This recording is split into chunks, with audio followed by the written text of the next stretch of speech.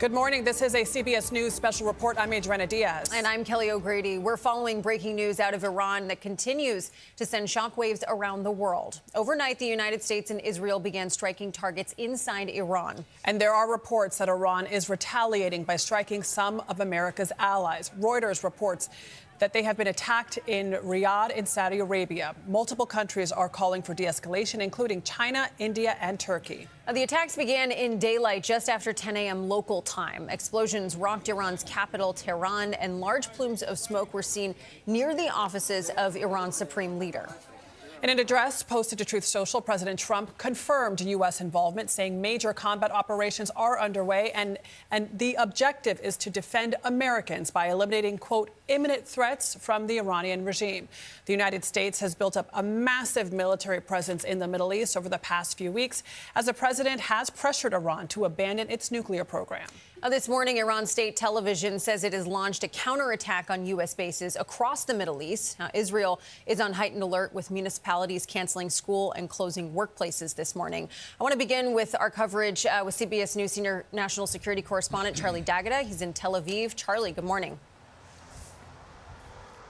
Yes, good morning to you. So it started today here in Tel Aviv in Israel. We heard the air raid sirens going off at around 8:20. And that wasn't to signify that there was incoming missiles, but to tell the people of Israel and the people in this region that an attack was underway. We later learned from Israeli Defense Forces that this is a joint attack between the United States and Israeli forces, what they called a preemptive strike. The Israeli forces, again, telling us that they were targeting not just regime targets, places like government buildings and offices, etc., including parts of the regime, but also Iran's ballistic missiles arsenals, and trying to get them before they launch. Now, after that, about 30 minutes later, we started hearing the sirens. That meant that a launch was on the way, a counterattack was on the way.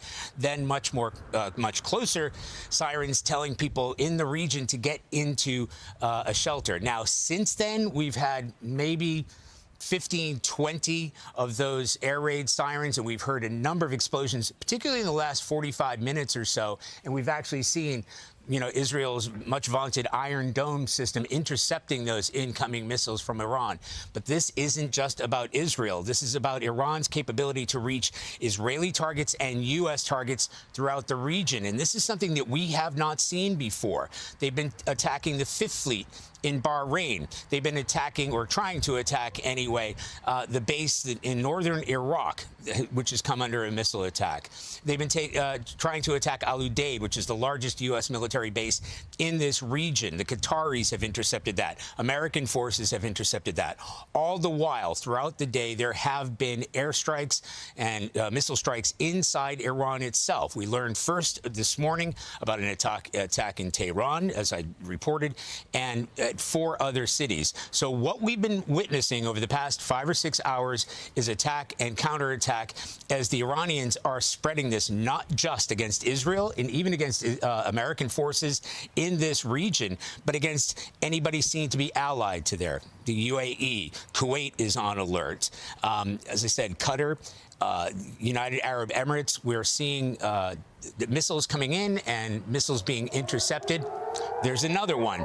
And when you hear that, because it's local, that doesn't mean that this is a countrywide target. That means that this is a regional target. So in a moment, we may need to get back in, and I'm waiting for the check from my security. But this is when these missiles aren't just hitting places like northern Israel, which they have struck, or at least attempted to strike, but this is where they're closer to Tel Aviv. And this is important because in the last war, the 12-day war between Israel and Iran, the Iranian missiles were able to get through the Iron Dome and hit targets in residential neighborhoods not far from us, because the ability of Iran's ballistic missiles, of which there may be between 1,800 and 2,000, that the Israelis say have been rebuilding and reconstituting for the past 7 or 8 months, they have been able to launch these missiles. And as we have witnessed for ourselves, you've probably seen the videos, these aren't attacking just here in Israel, but throughout the Middle East and targeting U.S. forces in the region. 30 to 40,000 U.S. forces here, 2 aircraft carriers. They're going after U.S. naval assets, anything that they can to target this. And we have to point out that, especially when it comes to fixed positions like Al-Udeid, you can't move a runway. You can't move U.S. bases that are already in place. And the Iranians have been preparing for this. They know where the U.S. targets are. They know exactly how to target them. They know the missiles that can reach those areas. And that's what we've been hearing. And as I said, that's probably the 18th or 20th air raid siren that we've heard over the course of this morning and this afternoon. And do stay safe, keep an eye on your security in case you have to go inside. But while we have you, if you can continue talking right now, tell us a bit about Iranian intelligence. Do they know where all of the U.S. assets are in the region? Obviously, the fixed bases they know, but what is the state of their intelligence and the reach of their ballistic missiles? Just want to point out, so you may have heard these explosions in the background. I don't know if the camera is picking that up. We didn't hear that, no. Maybe a bit so in the background. What we can hear in the background, it's too far away for us to see or hear. It might be on the other part of the building. But that's what will happen. We'll get the warning that there's incoming, and then you hear the Iron Dome intercept. It's a lot easier to see at night for obvious reasons, but you will hear those intercepts, those deep booms. And thank goodness, the further away, the deeper the boom is. You don't want to get them anywhere close. But when you talked about the Iranians picking out U.S. military assets, they have pretty advanced and sophisticated targeting, and they have great intelligence. It's not hard to figure out where U.S. forces are at a place like Al-Udeid or the Fifth Fleet in Bahrain, which they've been at for years. And all of these areas are within easy reach. To say they're within reach is a different thing than saying that they're vulnerable, within easy reach of Iran's ballistic missile programs and some of the cruise missiles that they're capable of. And it's one of the reasons, by the way, that the Israelis have been concerned about Iran developing a nuclear weapon. Obviously, that's in the far future and an existential threat to Israel and to the entire region. They're much more concerned about the immediate threat, and those are the missiles that are capable of reaching and have shown to be capable of reaching Israel and U.S. forces.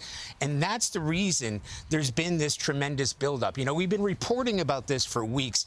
When the U.S. military, and I've learned this over the years, when the U.S. military sets these aircraft and warships and intelligence and all of the support that goes around that, and the intelligence, surveillance, reconnaissance is what the military uses to determine what the targets might be inside Iran.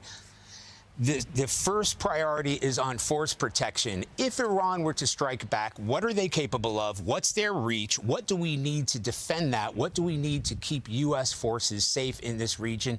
And honestly, to keep some of the civilian population safe. And that's what we've kind of been witnessing here. So the Iranians would have been wargaming this. They would have had fixed positions of these silos where they can launch these missiles, but also mobile missile carriers.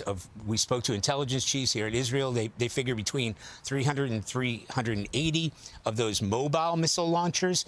And the Israelis have a very good fix on that, and they've been sharing the intelligence with the Americans. But again, Iran has been preparing for this day as well. Yeah, and I do think it's surprising how quickly they struck back after you think about, being hit last summer, that they were able to do so swiftly. Charlie D'Agata in Tel Aviv, thank you. We're going to check back in with you soon, okay? President Trump from Mar-a-Lago said early this morning in a post to Truth Social that the U.S. had begun major combat operations in Iran. Now, the president said the strikes were aimed at destroying Iranian missiles and taking out Iran's Navy. I want to go now to CBS News White House correspondent Willie James Inman. He's in Florida traveling with the president. Good morning, Willie James. Hey there. Good morning to you, Kelly. Well, we learned about U.S. involvement in that operation in Iran from President Trump's Truth Social post. In that video, the Pentagon is calling this Operation Epic Fury. And in that video message, the president talked about how American lives could potentially be at stake here as the U.S. military goes about those strikes in Iran. Take a listen to what he said in that video. A short time ago, the United States military began major combat operations in Iran. Our objective is to defend the American people by eliminating imminent threats from the Iranian regime. And I do not make this statement lightly. The Iranian regime seeks to kill. The lives of courageous American heroes may be lost, and we may have casualties. That often happens in war. But we're doing this not for now. We're doing this for the future. Finally, to the great, proud people of Iran, I say tonight that the hour of your freedom is at hand. Stay sheltered. Don't leave your home. It's very dangerous outside. Bombs will be dropping everywhere. When we are finished, take over your government. It will be yours to take. This will be probably your only chance for generations.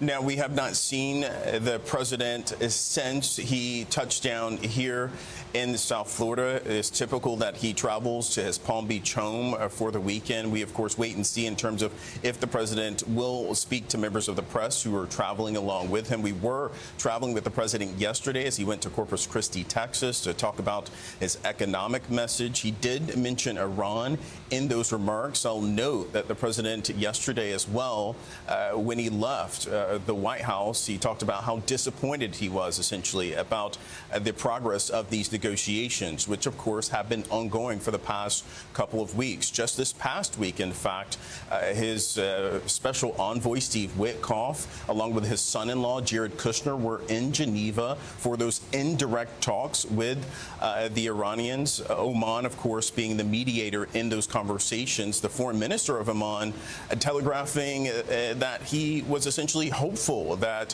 there would be a peaceful end to this tension that we've been seeing go on. Of course, that was not the case with those strikes, both from the U.S. and Israel, happening overnight.